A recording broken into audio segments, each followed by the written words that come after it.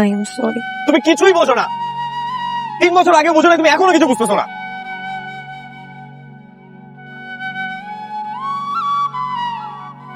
I am sorry. আর দেখো, আমি ছোটবেলা থেকে কোনো মেয়ের সাথে আমি কোনোদিনই ভেবে মিশি এবং ভালোবাসা কি জিনিস আমি জানিও না। কিন্তু আমি গত 3 বছরে তোমার সাথে আমার ইমোশন, আমার ফিলিংস যেভাবে শেয়ার করছি, আমি কোনোদিন কারোর সাথে কোনোদিন শেয়ার করতে পারিনি। ইভেন আজকে রনক, আমি রনক আজকে এখানে দাঁড়ায় আছি, সেটার পিছনেও তুমি।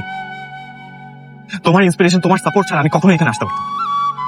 আমি অনেক আগে মিডিয়া ছেড়ে চলে যেতাম, অন্য কিছু করতাম। কিন্তু তুমি কি করলে? তুমি টুক করে আমার সাথে কন্ট্যাক্ট হবে। আমি আমি জানি যে তুমি একটা সিচুয়েশনের মধ্যে ছিল, কিন্তু তুমি একটাবারের জন্য ভাবছো যে আমি কেমন আছি, আমি কি করছি, আমি ঠিক আছে কিনা। তুমি বলতে পারো যে আমি তখন আমার ক্যারিয়ার বিল্ড করছি, আমি এটা করছি, আমি সেটা করছি, কিন্তু আমি যেখানে গেছি, আমি যে জায়গাতে গেছি, আমি একজন মানুষকেই খুঁজছি, এবং সেটা হলো তুমি।